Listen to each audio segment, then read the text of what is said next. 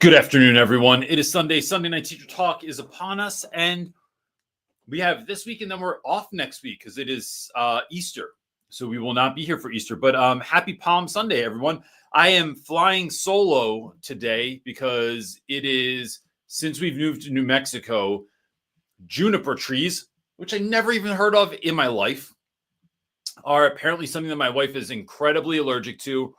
And we did a bunch of gardening work yesterday, and she just got nailed with allergies and migraine since yesterday. So she is with us in spirit, and I'm sure she's either listening to me through this wall or will be listening on her phone. But anyway, so I'm going in alone today.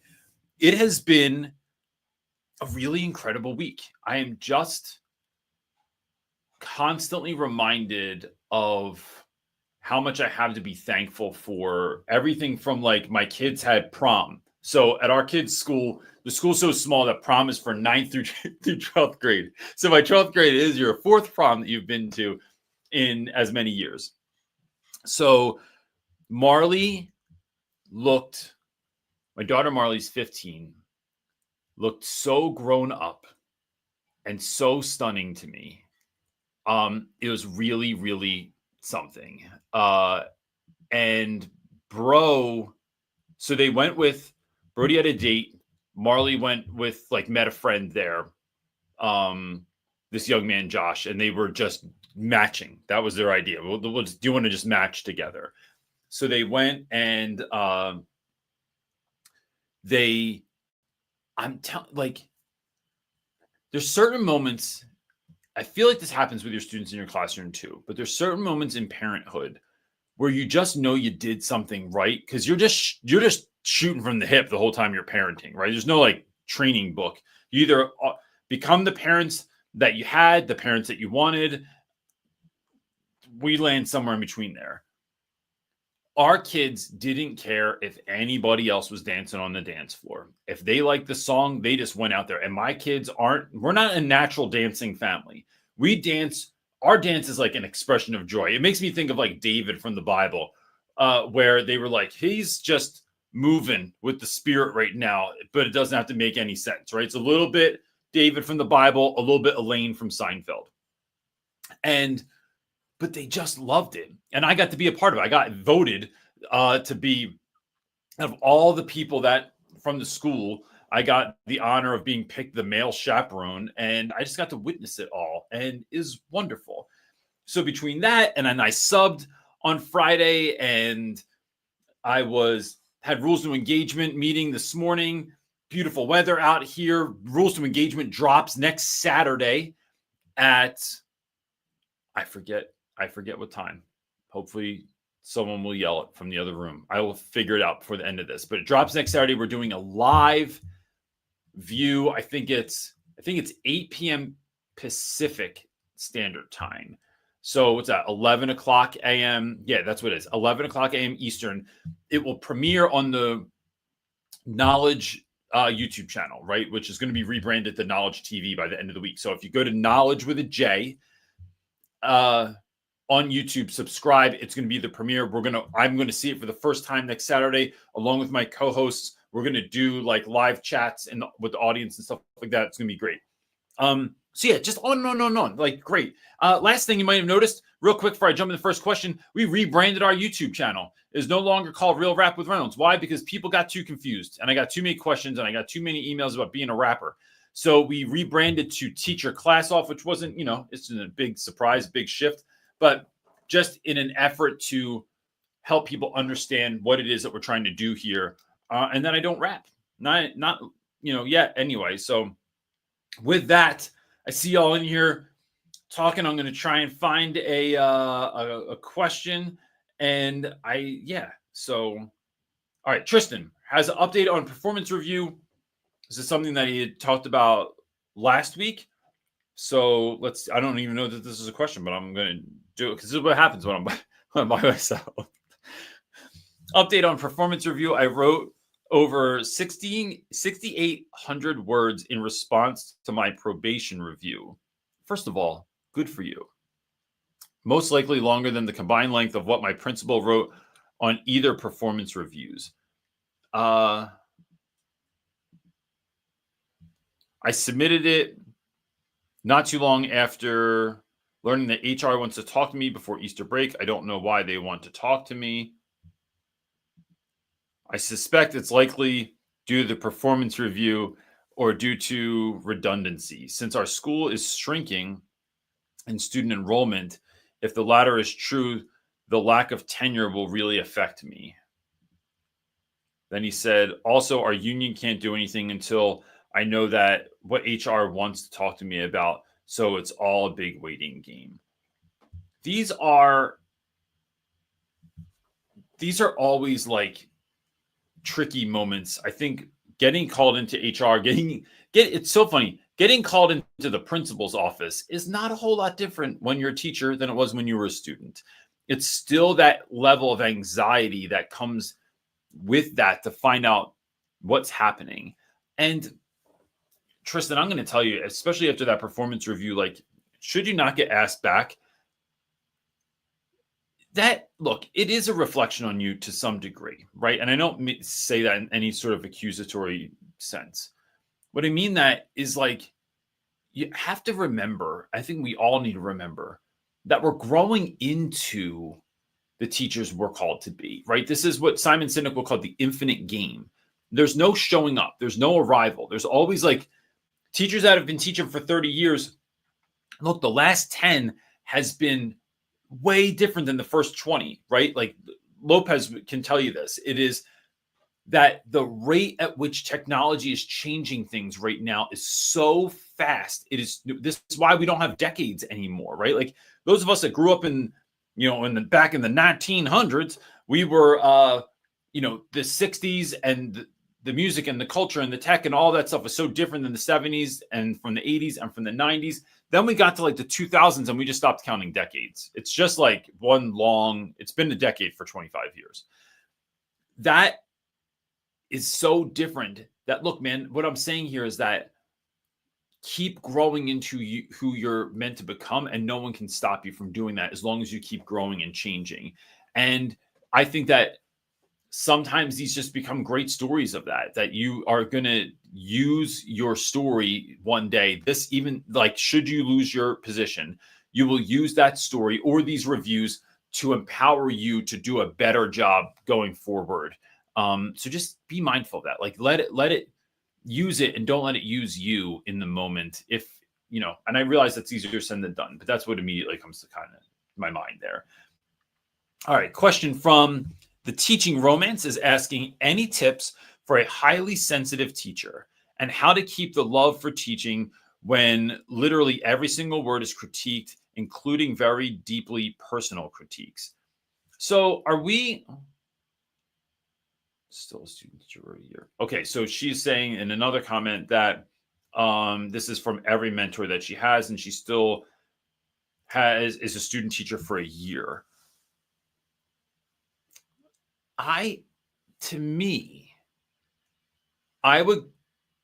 It's so funny that I'm even going to say this, because I don't think it comes out on the internet.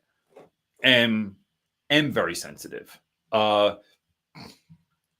think some of that, let's get really real, right? So I think some of that is understanding where that comes from you.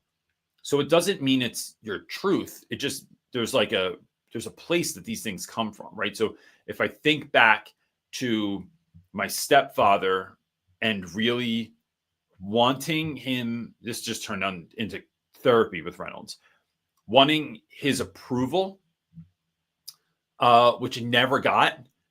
It was this constant game of trying to gauge the room. And I think it was a lot of the stuff that was going on in my house too. It was like constantly measuring and gauging people to not upset this one, not set this one off in a total spaz session, trying to get approval from this one.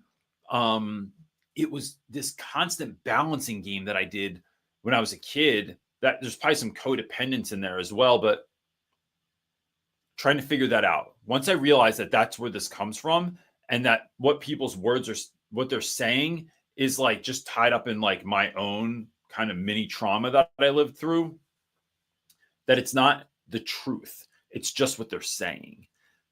My problem is I think, well, what if it is the truth? What if what they are saying is really like, that's what they're really for real? Either way, here's where I draw strength.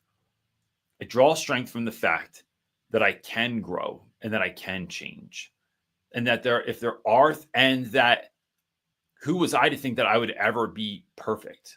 Every single one of my mentors, every single one of my heroes, no one was perfect and everyone fell short, right? Except for Jesus. But like, it's just remembering that, but it's what do you do with that information that is going to truly define you? Did you get information from a mentor where they were harsh or, rude, or you felt critiqued? Am I using that for good and I'm going to grow from it, or is it going to crush me? And I think that's part of it. I think also it's speaking back to truth. I don't think that many mentors realize that water can help plants grow. It can also drown them. Too much of anything isn't good for anyone, right? Even like if you drink enough water, now it has to be, I've read this study one time, it has to be an enormous amount of water, but you can die from drinking too much water. And so this thing that is sustaining for us, like criticism, is important for us to not stay stagnant and to grow. Too much of it is going to make you quit and just want to drink a box of wine. So I think it's being mindful of that.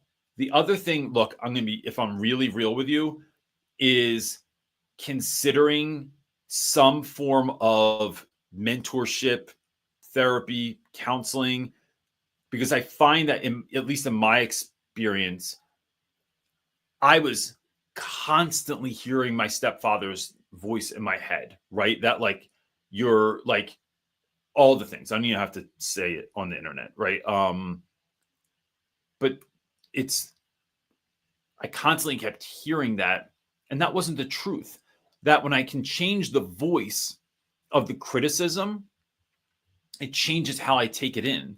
So if I hear it from, so like anytime I ever get a really nasty comment on YouTube, it's always my vision of that person is someone who's much smarter and better at everything than I am. When it could just as likely be someone living in their parents' basement next to the Christmas decorations. I have no idea. So it's like getting counseling, getting therapy helped me to reframe how I was hearing a lot of the criticism that came in, and helped me to take this thing that like someone was sending crap my way, but I was using it as fertilizer, right? So it was that simple shift really, really helped me. So, and that, look, it doesn't have to be a therapist. I don't know what people like. I'll tell you this. Even with teachers, healthcare declining, like when I first had healthcare, when I first started teaching, it was all world. I mean, like we paid $0 to have my son. Paid my daughter, even though my wife was preeclamptic and had to go for like ultrasounds like every 2 weeks or every week or something like that, we paid $15 to have our daughter. So I often tell her that she only cost $15, but her brother was free. So they're still really good at like paying for therapists. Like it takes a huge chunk off of what that would cost you. So it's something I would look into, but I think it could be really, really beneficial. I hope that helps. So Lopez is saying that you're speaking the truth. As a 32-year vet, I've seen many changes. Some come back. Oh, yeah, wrapped in different wrappers. Yes, of course. All right. So Millie Evans is asking, am I back in the classroom again? So I am currently subbing, but next year I will be back in the classroom as a full-fledged classroom teacher. What I know right now is that, so there's still some things trying to be figured out. What I know right now is that I'll be teaching 10th and 11th grade English, and I have been given like carte blanche on that. I'm allowed to do what I want. I'm allowed to teach what I want. I'm allowed to I mean, they have to still sign off on it, but like there's no set curriculum necessarily, no set like books that I have to read. So I have, it has been, I'll tell you, here's a real like privilege that I'm living through right now. I have between now and school goes back in mid-August to prep for the school year. That feels like the most enormous blessing because I am coming up with, and I'll make a whole video about this for YouTube. I'm coming up with a first day lesson plan that is going to be ridiculous. I mean, like it is going to be so far beyond anything I've ever done on a first day. And most of this comes from the fact that I know that everybody else at school is doing syllabus, rules, policies, procedures, all that stuff in the first day. My first day is going to be, to give you a glimpse, you can't get into my classroom. It is locked. You have to find the gold key. So you're going to have to go through with your classmates that would be split in. I'm thinking about doing teams. I'm not sure yet. I got to figure out logistics first. Because setting up teams means setting up twice as many things for people to do. So I got to figure that out. But it is sending kids on a scavenger hunt through the school to obtain clues, either by answering riddles, by figuring out puzzles, by doing activities, by checking in with different people that are like, you know, some of the principal or the curriculum supervisor or whatever. They'll have to do like 5 or 6 activities together to finally find the clue that leads them to the golden key that's going to get them into my classroom. And then I will tell them about the year. So it's like a little bit Amazing Race, a little bit of Willy Wonka, and it's going to be, the plans I have for it are super fun. And then just reimagining things like my ghost story activity that I did for years in the basement of my school. We don't have basements in New Mexico, which is crazy because we have tornadoes.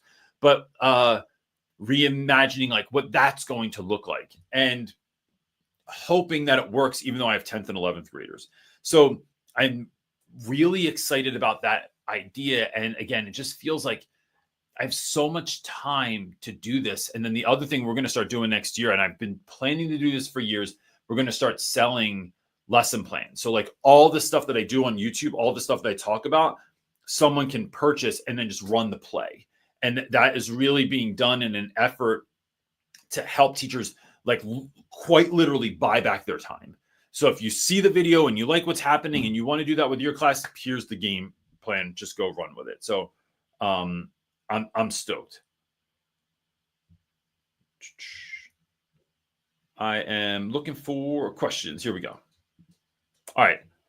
Mr. B Teaching Sped is asking, as a special education teacher, I always wonder, when I first meet a gen ed teacher, what are they usually looking for to get our working relationship off to a good start, as I am starting at a NRE school? I don't know that I know what an NRE school is, so I'm going to look it up. NRE school. I hope you didn't just... Okay, that garnered nothing. So we're going to go with it without that, and I can answer that question anyway. So I'm assuming if you're talking about first meeting a general ed teacher, what are you usually looking for to get out of our working relationship off to a good start? Are you co-teaching, or are you just advising them based on the students that are in their class? If you're co-teaching, I think some of those things can be grown and fostered, and others are just, I don't want to say luck because I don't believe in luck, but like, I don't know, serendipity. So, which is kind of luck. Anyway, you see what I'm going with in a minute. The folks that I've had that have been terrible co-teachers have been folks that either are, it really comes down to our values not being aligned. So some of those folks just thought it was an easy paycheck. They sat in the back of the room. They didn't really want to do anything. They just screwed around. They barely came to class. Or I remember I co-taught with a guy one time that literally went in between classes to the corner store, which was about a block away from my school, He wasn't there at the beginning of class. I'm teaching class. I can see out those giant windows I had in Philly.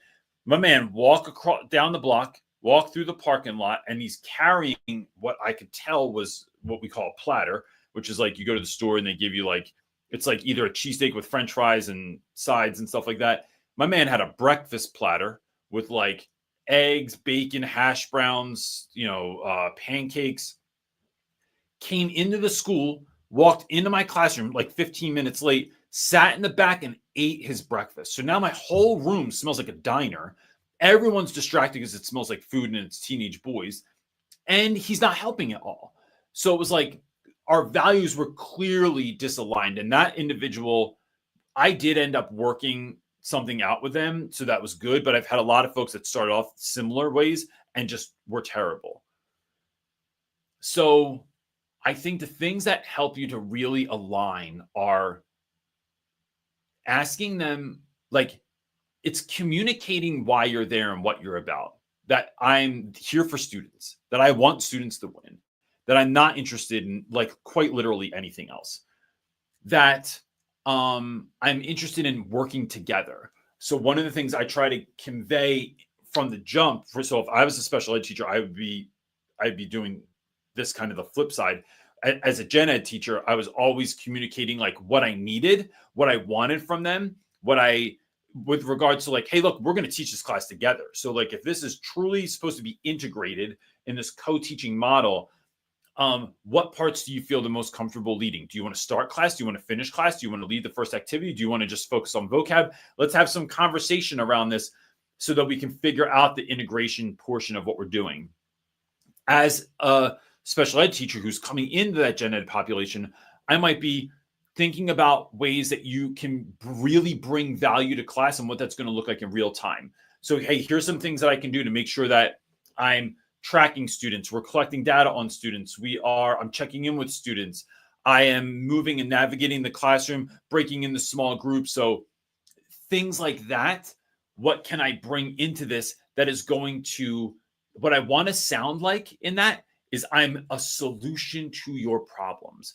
I find that gen ed teachers can be very territorial and don't want to share their classroom. But when you show up and say, hey, I'm willing to shoulder some of this burden, I'm going to make class better by being here, and I'm going to help with students that really need it, I'm here for that. I feel like that sets the tone a little different. The other component that I think is wildly underserved by schools, and schools should be, to the degree that schools should manufacture these sorts of things. And actually, I had a principal that did one year. We were told, my school one year paid up to $100 per person, per duo. So you had to meet up with someone else from school. It could just be, it had to either be like your co-teacher or someone new from your grade level, like somebody new, and they would pay for dinner, lunch, breakfast out together up to $100, which really, I mean, the effect that had on our school that year was mind-blowing, because we really connect as individuals through shared experience, not just through teaching experience. Now, look, the things that we recall are, remember that funniest moment that ever happened in class? Remember the time those kids got into a fight? Remember that time that things went really sideways? Remember that time we had that great lesson plan and it totally bombed? Those experiences will happen naturally, but going out for lunch, figuring out who you are, what you're about, where you went to school, who you're in love with, who you're not in love with anymore, why you moved here, all those things, it just starts helping you see each other as human beings. So that's one of those things that before the school year starts, or maybe as soon as you go back for planning or for PD, hey, can we just go get coffee one day together? Can we just go grab breakfast or lunch together one day?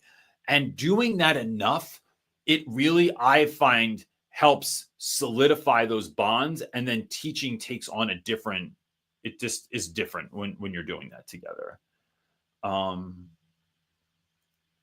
right. Question. Do it down. What's up, buddy? Is asking, what is one thing that you're going to do differently in your new teaching gig versus previous ones? That's a great question. Because one of the things is and I got to this point in my last job, but not fast enough. Especially those of y'all that are in smaller schools that don't have unions too, this can happen too, or in charter schools. I feel like I think this happens in schools in general, but smaller schools have less hands to make the work light. So you get asked to do a lot of things. So for instance, last year I was in my kids' play at school and I had no intention of being in the play. I had to drop something off one day.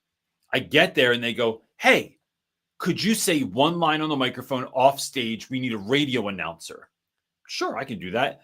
Then that turned into, "Hey, there's another part that needs to be said. Can you be the movie announcer? Tell everyone to take their seats because it's the same thing and you're here anyway." Yeah, sure, no problem. Actually, would you mind being those two things? And then you're going to say lines and be in the play, bro. What? So it is, I'm already realizing a place that if you're not careful, you will get sucked into a lot of stuff. I'm not opposed to doing a lot. I'm not opposed to doing hard work. I'm not opposed to doing work that no one else wants to do. But what I want to make very clear is that when you say yes to something, it means you're saying no to something else.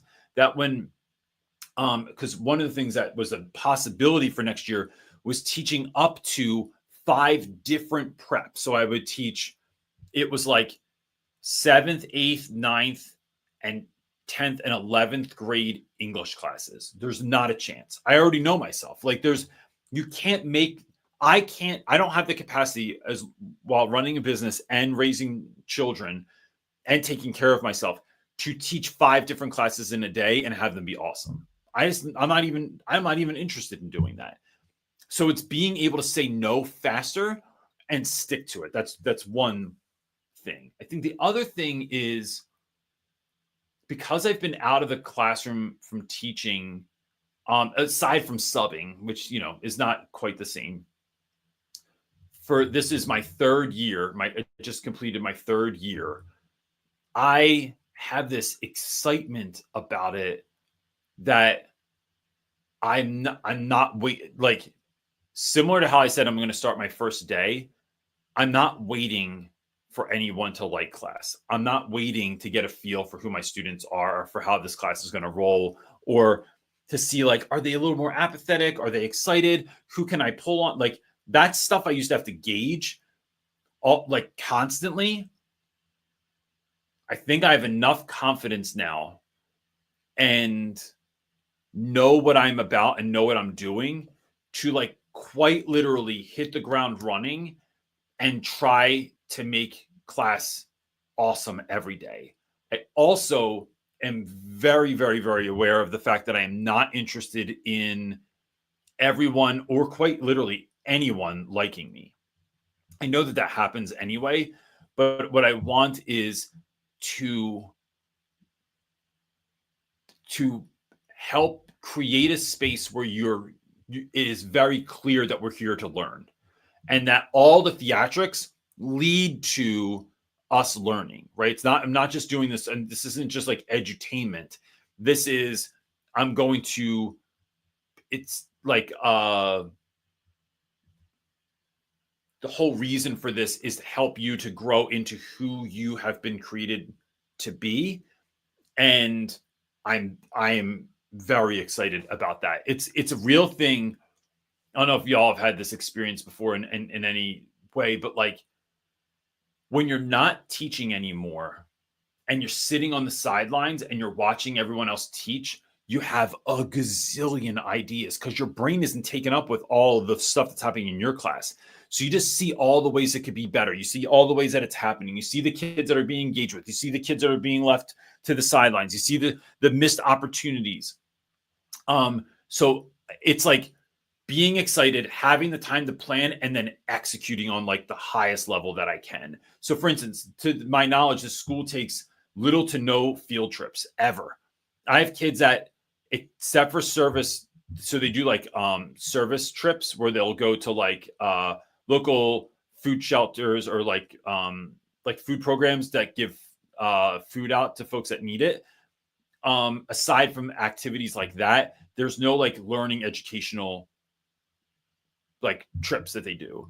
So I'm already thinking of like 50 that I have to pare down that I want to do. Like, so I'd love to do like one a month or one like every 90 days or every 60 days or something like that next year.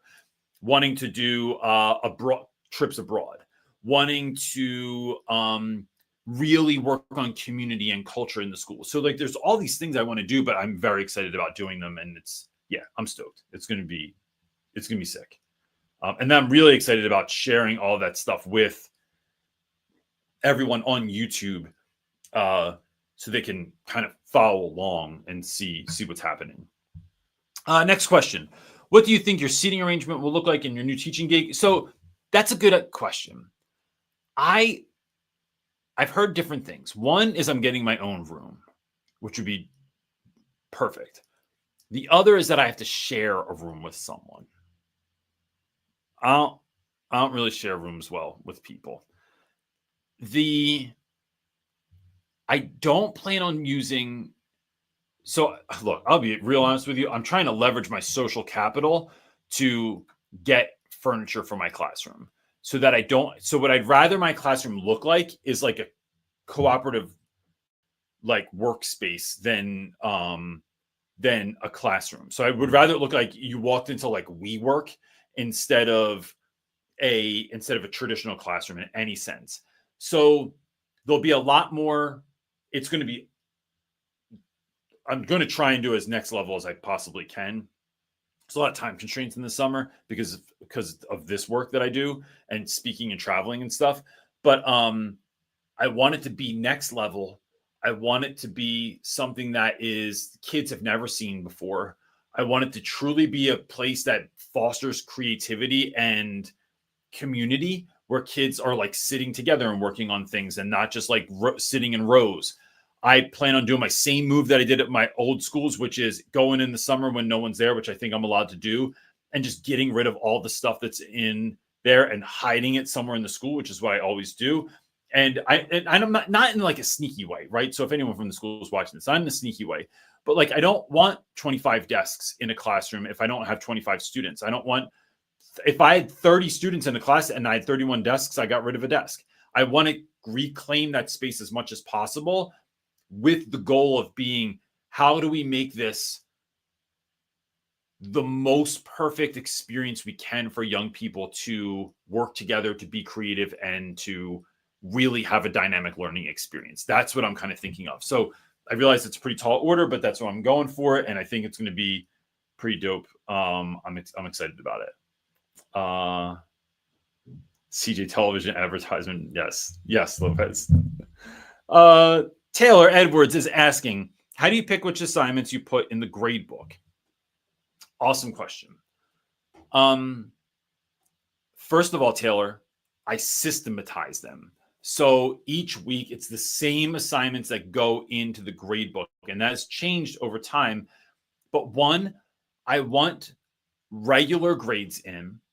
I want enough of, so if your grades are weighted, which I can't stand. I think I probably talked about this enough, but like I can't stand weighted grades, because if tests are worth 40% of your grade and you had like 50 homework assignments that your student had a 90% average on, and then they bomb the test, but you don't even do retakes or test corrections, and they got a 40, that's now 40% of their grade is at 40.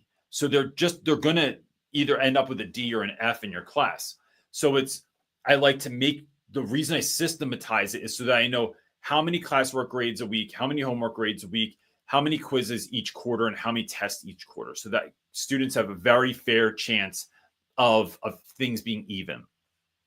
That being said, off the top of my head, there's a journal entry every day. Those get all averaged out on Thursday. So you have 4 journal entries a week. Typically, that grade goes in on Friday. There's a vocab test every week, a reading quiz every week. There's independent reading on Wednesdays that there's a grade for. And that's really just like did you show up? Do you have your book and are you reading it? And then like, if I ask you questions afterwards, can you talk about it? There's some other, at least one like big activity that week. So for talking about imagery, it might be like a close reading activity where students are annotating a selection of reading, something like that. So at least one thing that's going to take multiple days to get through. And that's what pops off the top of my head. And then maybe like some level of notes in the beginning of the week, something like that. But the core ones are always there. It's always journals, quizzes, independent reading, whatever that larger project or activity is. So that might look like a study guide packet that we're working on, a project that we're working on different components of, something like that. What I don't put in, sometimes I won't call it busy work, although I think some teachers will use it for busy work. Sometimes there are activities or like a worksheet that I'm using to revisit material and hopefully solidify your understanding of that material. So if I was doing math problems with students, it's like teaching them the concept, having them do the practice, having them do the quiz. I might give them another assignment before a test on a Friday, like say on a Thursday, and I might not grade that, right? Or I might just grade it for completion, because it's not whether or not you got it right. And also, I just don't have enough time. But what I know about learning math is the more you do, the better you get. It's a sheer numbers game. So the more problems you can get kids to do, the better they're actually going to do. They're going to understand and they're going to perform on an assessment. So with that understanding, I'm aware that like I don't have to grade all of it. So if I give comprehension questions, I don't have to grade the answers to every single one of them. Why? Because one, we're going to go over them as a class anyway. So I might just give you like a lesser number of points and check it as completion. So like you either did it, you did half of it, or you did none of it.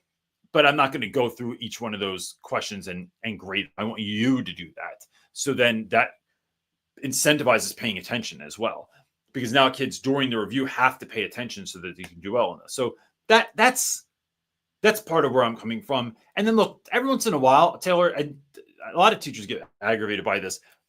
When you get backed up and you have a stack of work, getting rid of some, it's just not that big of a deal, right? What I don't want to get rid of is anything meaningful. I'm not going to get rid of a test or a quiz or a project. I'm not going to get rid of a piece of student writing that they did. But if it was really just like, look this up and answer the question, I mean, I think that what they're doing is to learn, not just to earn a grade. That being said, I have to understand that some activities in and of themselves have already helped you to learn, to understand, so I don't have to grade it. So that's how I go with that. And do I tell kids I'm not grading them? Nope, never. Because once you tell a kid you're not grading stuff, they just don't do it. So I don't tell them I am grading it. I go, the world may, so I would decide a question, or I'm here to talk about whether or not, why wouldn't I grade something? Like, just do the work. I'm like, are you going to learn? Like, why ask me if I'm going to grade it, right? So you can like learn. I worked on that. Do it. Flying Kiwi is asking, any tips on handling student apathy and general lack of motivation to do work from students? I'm doing hands-on labs, engaging activities, and still I'm struggling to get kids on board. I would look at it as, so I think where we miss the mark on this is those kids that aren't doing something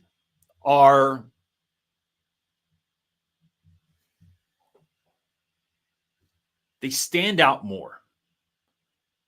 It's like looking at your Christmas lights and one of them's out. And that's the only thing you notice. It's just that one light that's out. You don't notice anything else, right? Like, you're not looking at like there's 100, 200 other lights that are like lit on the bulb line there. What I want to do is try and get as many kids from the I don't care section of class, the I don't want to do this, this is stupid or dumb or I hate school. How do I get the most of them over to the I might give a crap pile, right? So that's where I'm trying to get kids to. That being said, Once you move them over, right? Here's the thing that teachers miss. They focus on what they don't have instead of focusing on what they do have. And instead, fostering those relationships, loving on those kids that are doing is really, really important because you want to keep them there because they will sometimes revert back. So I want to keep loving on them and make it look like this is so fun that why wouldn't you want to do this? It is when we can do that, I think nothing attracts a crowd like a crowd. So the more kids you can get involved, the more uneasy it makes kids that aren't involved, right? And you can't tell what they're thinking in their head, but I've seen this and I've talked to students. So I think that that's part of it is like really love on those kids that are doing the good work. Make lessons thinking of them, not just of the kids that aren't, because you like that's like trying to write a song for someone who's not your fan. Like, it doesn't even make sense. It's like write music that you know your fans are going to love. And like, you know, then your concerts are awesome. And then people hear about your concerts and then they want to show up to your concert. So that's part of it. The other thing is trying to find out what the reason is behind all of that. I don't think kids just innately hate school. I don't think that they're innately apathetic or bored. I think that there's other things going on in kids' lives. Maybe they feel disinterested because they don't see how this helps them in their life. They don't think that, you know, why is learning physics? How's that going to help me as a YouTuber? Well, I don't know. Go ask Mr. Beast or or Mark Rober. Like, I'm sure they'll give you an answer. How does what we're doing feed my family? Or I'm not the college type, or I'm not going to do anything anyway. Or it's really trying to find out a bit more of that student's story and how they became the way that they became instead of, you know, and instead of not doing that. Father Gregory Boyle used to say, it is something to the effect of like how we often judge how people are carrying the trauma they've been through instead of like, it's like we look at how people are carrying trauma and we judge them on it instead of like really looking at what they went through and thinking like, oh, that's why you're doing it that way. So it's really kind of being a student of your students in that regard and building those relationships. And I'll tell you what, that's a game changer all the time, because here's the thing. Once kids believe that you are for them, they ask less questions. They need less details. They will just do things because you said, and they won't do it for other teachers that don't have those relationships. So I think that's uncovering a bit of that as well. And then loving on the, you know, the water the flowers that you have, and don't just look at the rest of the yard that has barren space. And, you know, keep working on that. But like, do both of those things. Let's see if there's anything else here. Mandy Longbine is asking, I am saddened after 20 plus years of teaching. I feel more like a proctor of teaching online curriculum per district. How do I transform my feeling of no longer being a teacher?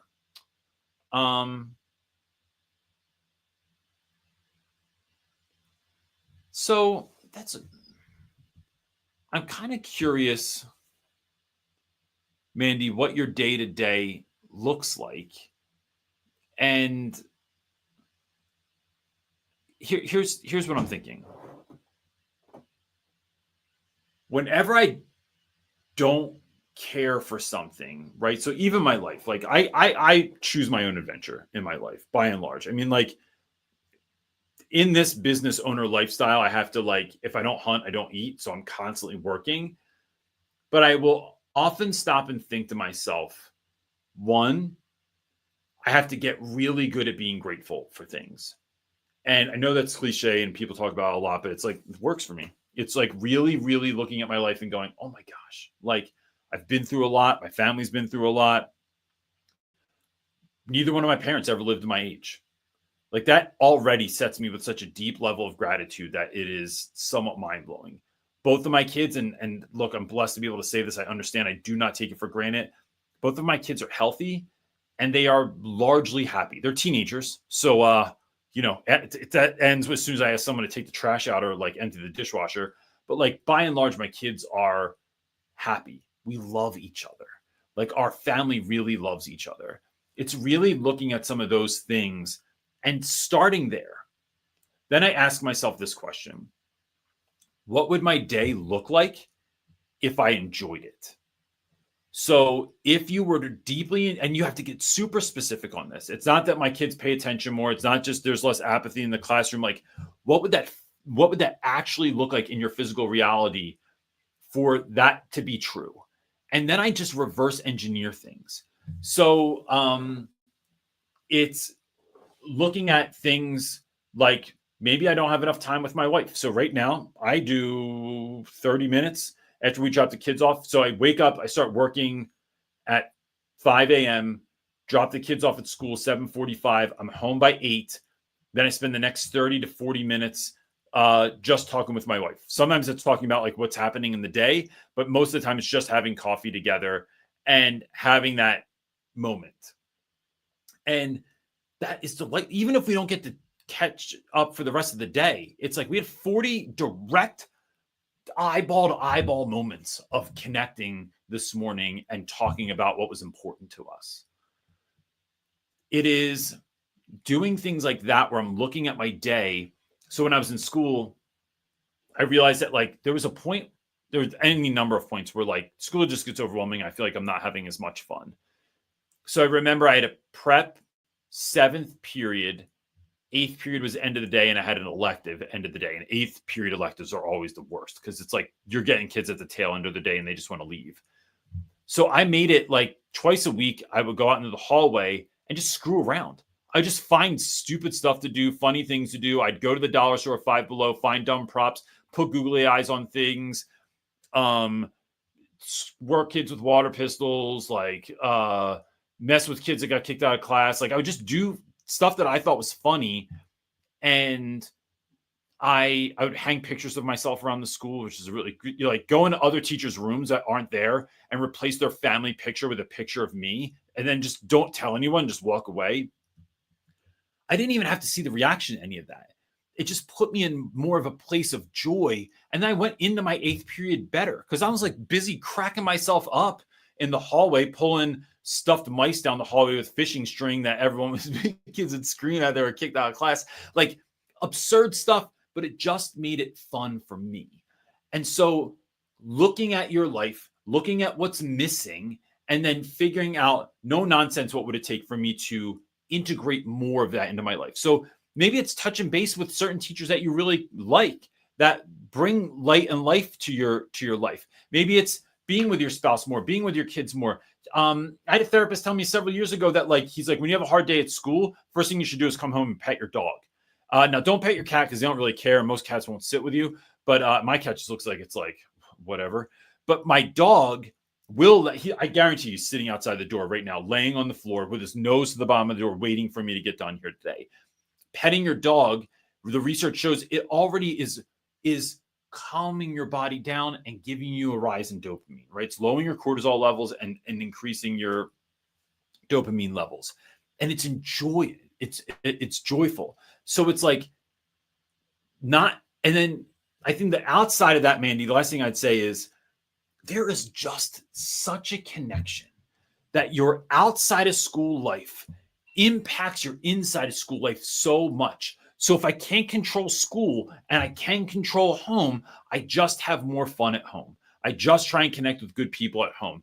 And I know that stuff's contagious, that if I'm getting joy on me from somewhere else, it's on me. Then I go to school and it's already on me. I don't need y'all to help me feel successful or joyful or magical today. I already got it on me. So I start creating spaces and places where I'm around folks where I start getting more and more of that on me because it's contagious. And then I go in, and then what happens when when you get contagions on you is that you spread them, and even unwillingly sometimes. So it's really thinking about that, of what lights me up, what makes things fun, and how can I get some more of that on me so I can go into school with it. All right, let me see. We're coming up to the end here, but I want to make sure that Emily, I don't know if Emily had it. Maybe you were asking a question to someone else, or maybe I missed it. I hope I didn't miss it. I'm going back. Sorry, gang. This is what happens when I'm by myself. I don't see a previous question, but Emily was asking, how can I get them to do better on tests? So we'll just run with this and see what we come up with. How do I get them to do better on tests? I use I do, we do, you do. I break everything into small pieces, engaging lessons. I think everybody's doing good. So I give them the test and they bomb it. One is, I think, allowing students to retake tests and quizzes. So I only give them a certain amount of time. So I've talked about this ad nauseum, but tests are on Fridays. So we have the whole week. I then started doing mild reviews with kids before tests. And I found that, like, if I do a vocab test on a Friday, if I review the vocab and I do a quick game, that is better than telling kids, hey, look over your notes real quick. Instead, I'm looking over notes with them. That helps. The other thing is, if I allow kids to retake tests Monday, Tuesday, Wednesday, the following week, before school, after school, or during lunch, if they come in on Monday and Tuesday I tell them, come in for 5 minutes. I do not want you to stay more than 5 minutes. And we're going to go over something so that you'll know that thing better for that test. And I'll re-explain it. I'll help them to understand it. Well, I'll relate it to something that is interesting. It's just us. And then what I'm trying to do is, like, move the needle in the right direction more, and helping kids to realize that, like, studying isn't like this hours and hours and hours long experience because you're not taking the bar exam. We are trying to break that down. The other thing I do is, on any sort of review, I don't know why teachers give reviews. Maybe there's some logic around this. It doesn't seem to work for me. Why do teachers give reviews? And in the review is a whole bunch of stuff that's not on the test. So don't surprise me with what's on the test. Even if you want to make the test longer to include everything, fine, but have the review be what's on the test.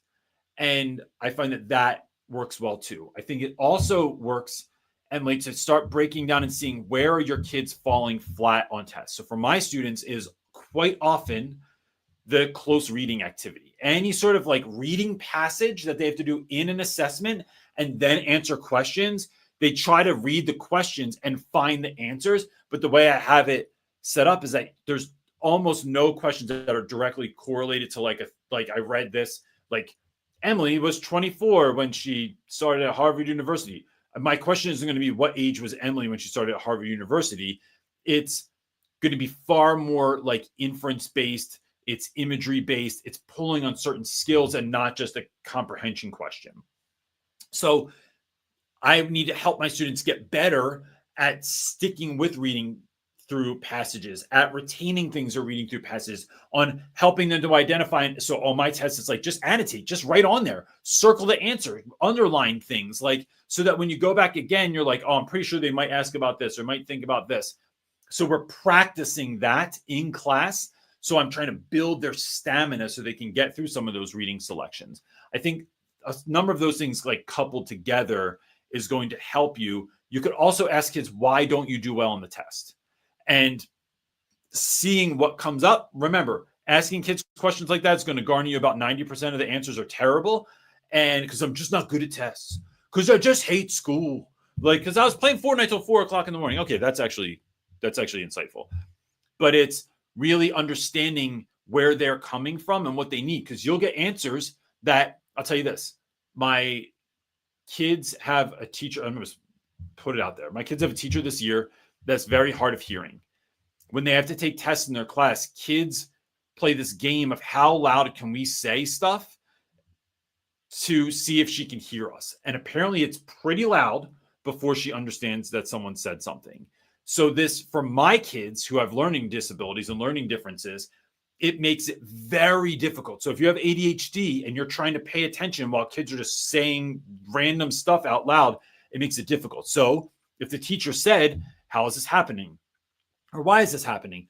Now I can look and say, okay, if too many kids are talking, I need to pay attention and look for lips, right? And not just, or sit amongst them so that I'm not just like so far away I can't hear.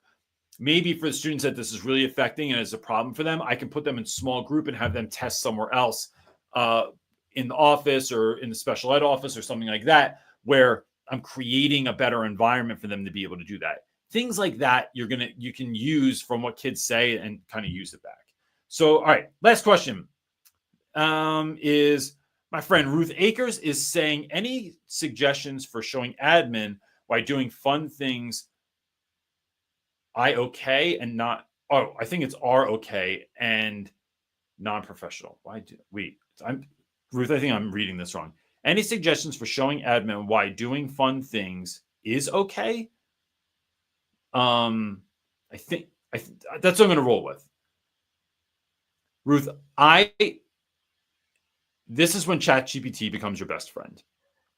Go on Chat and ask for research backing the idea that classrooms that are fun lead to engagement, and engagement leads to better learning experiences for young people.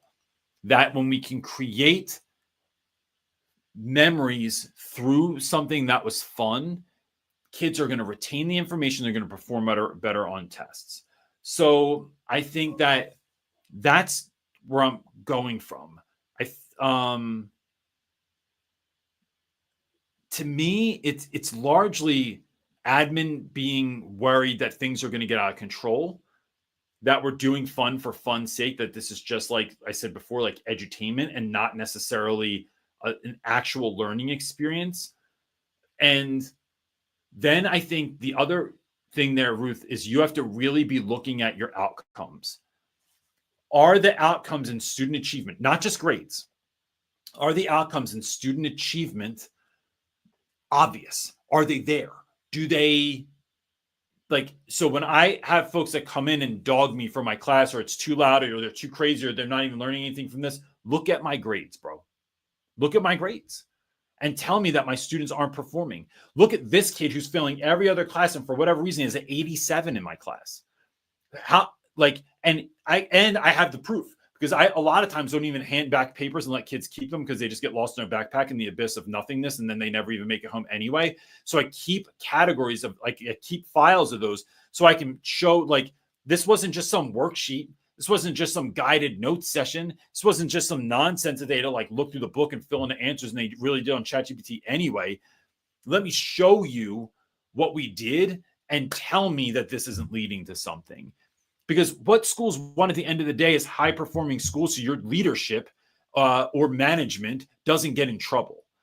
And so what they need to focus on is the quality of what I'm doing and not just how I'm getting there. They need to look at what I'm actually producing as an educator or helping your students produce, and not so much how I'm getting there as a point of concern. What they should be concerned with is the fact that everybody else isn't doing anything like this too, because if they were, we'd be setting the world on fire right now, because this would be unbelievable. So I think the proof's in the pudding, and that's what I go with. Because I've had a lot of pushback from principals in the past where they just look at what I'm doing and they're like, this is not like what school looks like. And to me, this isn't what your school looked like. But our kids aren't growing up in the world you and I grew up in. They're growing up in a different world. And in this world, it's a lot of collaboration. It's a lot of testing each other. It's a lot of trying ideas and failing and not coming up with the right idea right away. It's a lot of being, it's a creator economy. So it's a lot of being creative is how people are making their living and making their impact. And so we have to foster creative experiences for our students to try and to fail without just getting on them about filling in your stupid assignment and just handing it in so you could just check it off in the top and put it in the grade book. But everyone was quiet in that class and hands folded and looking towards the front of the room. No, that's not what education, that's what it looks like in a lot of schools. It's not what I think it should look like. So it's building that out. And then I think over time, Ruth, people just get to know that you're the crazy one, and then they stop bothering you about stuff. That's my experience, is that it's I remember one time my class was so loud, and a friend told me that, she goes, I wondered what this noise was coming from down the hallway. And I looked out and I realized it was your room. And so I just went back in my classroom. She's like, yeah, I just realized it was Reynolds. So you kind of get known for that stuff, and then you don't have to worry about it anymore. But So with that, gang, we'll not be here next week. If you've not subscribed to the Knowledge YouTube channel yet, go on. It's KNOWLEJ. Go on the Knowledge's YouTube channel, because next week my show, Rules to Engagement, is coming out. Dude, they sent us a sizzle reel for it. It looks unbelievable. It looks so legit. Part of me thought it was going to look like a middle school play level production, but it is like really, like we look like we're on ABC or something, man. It looks awesome. It's going to be so fun. We're doing a live watch party, 8 a.m. PST, 11 a.m. EST next week on Saturday. So join in for the live thing. I'm going to have a premiere thing up there by Tuesday. So you can just click the bell. So it'll remind you, jump on with us. We'll be answering comments and questions during the show and all that stuff. So it's going to be dope. I hope you all have an awesome week.